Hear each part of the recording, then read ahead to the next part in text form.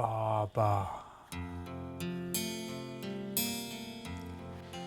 কাজল, তোমার অসাধ্য কিচ্ছু না। মেম সাহেবের মতো মেয়েকে যখন তুমি পাল্টে ফেললে, তোমার মধ্যে একটা সাংঘাতিক শক্তি আছে, বুঝলে? তা না হলে আমার মতো একটা মানুষকে বশে করা। ছাড়ো, কেউ এসে যাবে কিন্তু। কি হচ্ছেটা কি? ছাড়ো, ছাড়ো বলছি।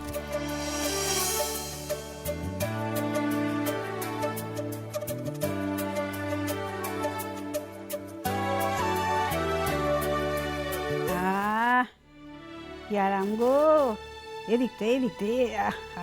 বাবা, তোমার হাত ব্যথা করছে না তো? না মা। আহা, ও ব্যাস ব্যাস ব্যাস, আর লাগবে না। না না, ঠিক আছে মা, আমি দিচ্ছি আর একটু। মেজো, ও মেজো, চল চল, অনেক বেলা হয়ে। আচ্ছা মা, আপনি এখন এখানে শুয়ে শুয়ে আরাম খাচ্ছেন? কেন কেন, কত বেলা হয়ে গেছে বলুন দেখি। কত করে বললাম আজ আমাদের একটু বেলা হবে, আপনি তাড়াতাড়ি খেয়ে নিন। কিছুতেই কথা শুনলেন না। আর দূর বাবু, একা একা খেতে ভালো লাগে নাকি? চিরকাল সকলের সঙ্গে খেয়ে অভ্যেস। আর একটু একটা দিন ঘর ঝাড়মোছ করতে দেরি হয়েছে তো কি হয়েছে বাচ্চা? দিদি ভাই, আমি বরং ভাত টাতগুলো বেড়ে দিচ্ছি, তুমি পাতে পাতে ওই মাছ তরকারি এগুলো দিয়ে দাও। আচ্ছা, তাড়াতাড়ি, দেরি হয়ে ও যাবে। বড় মা, আমি কিন্তু তোমার সাথীরে বসিবি না, আজ অনেক বেলা হয়ে গেছে, আজ কারোর কোনো বায়না আমি শুনবো না। যাও যাও, গিয়ে টেবিলে বসো, খেতে বসো। মেজো চল, আয়। দিদি ভাই, আমি বলছি যে আমিও। শোন, আজকে কিন্তু আমার মাথা খুব গরম আছে বলে দিলাম, আর যে কথার অবাধ্য হবে সে কিন্তু বকুনি খাবে।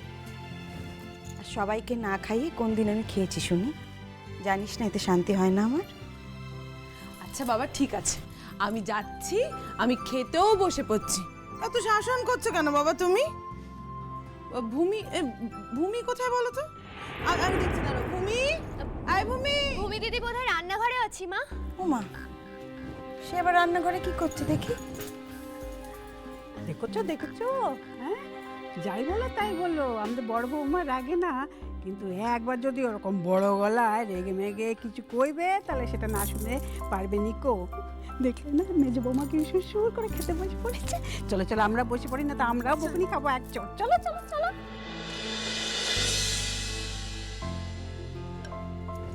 মেজো কথা শুনবে না মানে? এই তো মনে হয় সেদিনের কথা। হাতে করে নিয়ে এলাম এ বাড়িতে। বিয়ের আগে তো দিদি ছিল না, বিয়ের পর এই বাড়িতে এসে তবু একটা দিদি পেয়েছি আমি। মা, ও মা, তুমি আবার রান্নাঘরে কি করছিলে? আমি না কাজলের কাছ থেকে পোস্তর বড়া রান্না করা শিখেছি। কি ভালো লাগে না খেতে?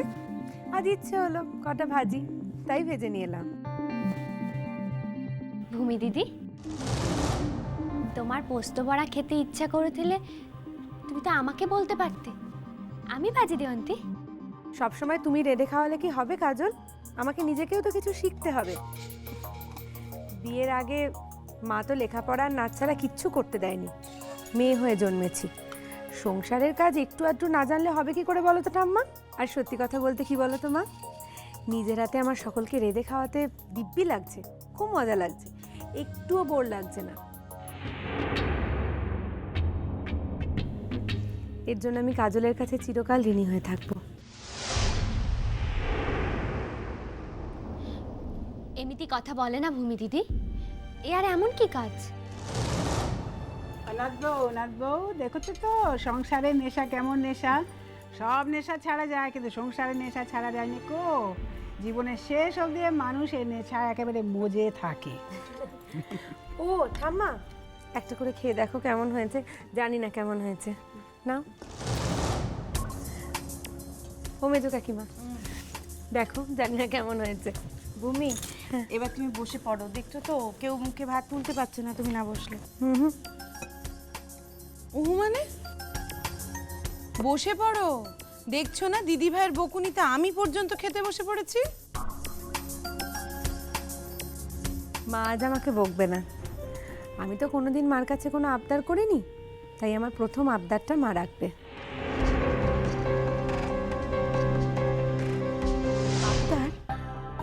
মা, আজ আমি সবাইকে খেতে দিই।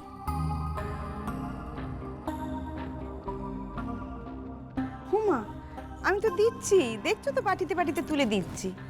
বাকিটা আমি দিয়ে দেবো মা, প্লিজ। সকাল থেকে তোমরা সবাই সারা বাড়ি ঝাড়পোছ করেছো, কত খাটাখাটনি করেছো, সে কাজে তো আমাকে হাতও লাগাতে দাওনি। এত খাটাখাটনির পর নিজেরা নিজেদের খাবারটা নিয়ে বেড়ে খাবে, এটা কি ভালো দেখায়? আজ আমি পরিবেশনটা করে দিই না। ও মা, দিই না।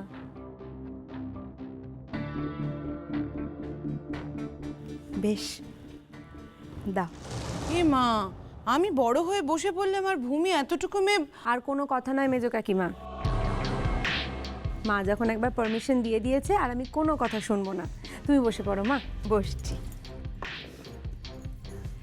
ও দেখেছো, আমি তো আরও কটা ভাজা চাপিয়ে এসছি। মা, এগুলো তোমরা খাও, আমি ভাজা কটা নিয়ে আবার আসছি। তোমরা খেতে শুরু করো, কিন্তু আমার জন্য বসে থাকবে না, অনেক বেলা হয়ে গেছে।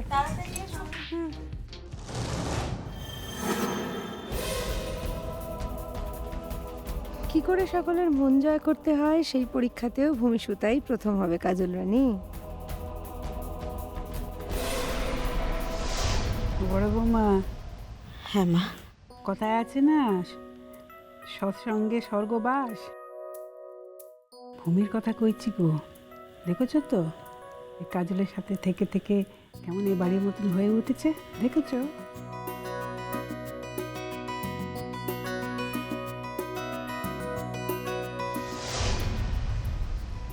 কি হলো?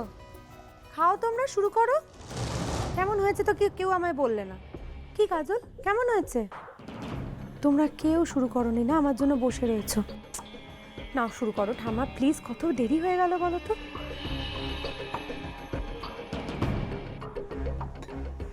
মা, কি হয়েছে তোমার? কাঁদছো কেন তুমি? রাগ করেছো আমার ওপর? না রে মা,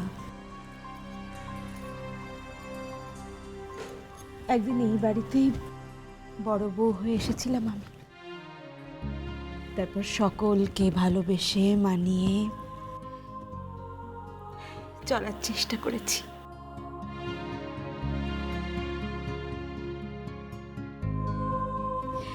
কতটা পেরেছি জানি না, তবে প্রাণের অধিক যে সংসারটাকে ভালোবেসেছি সে বিষয়ে কোনো সন্দেহ নেই। আজ এত বছর পরে তুমি আবার এই বাড়িতে বড় বউ হয়ে এলে।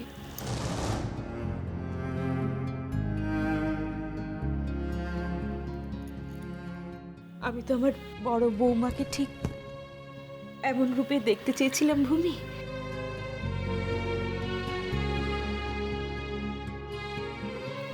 তাই বোধহয় আজ বারবার চোখে জল এসে যাচ্ছে। বেঁচে থাকো মা। এতদিনে মনে হচ্ছে যোগ্য উত্তরাধিকারী পেলাম আমি। ঠিক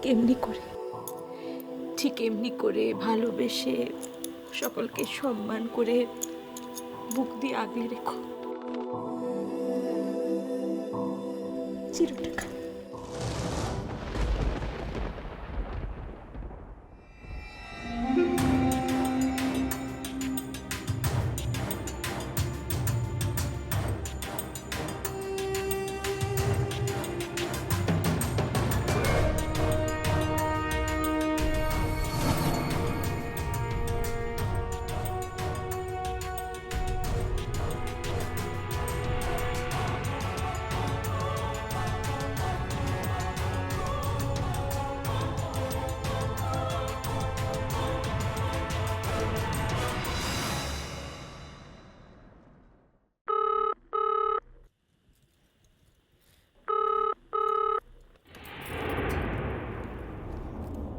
হ্যালো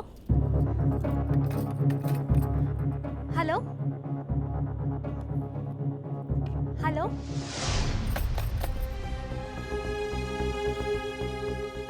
হ্যালো হ্যালো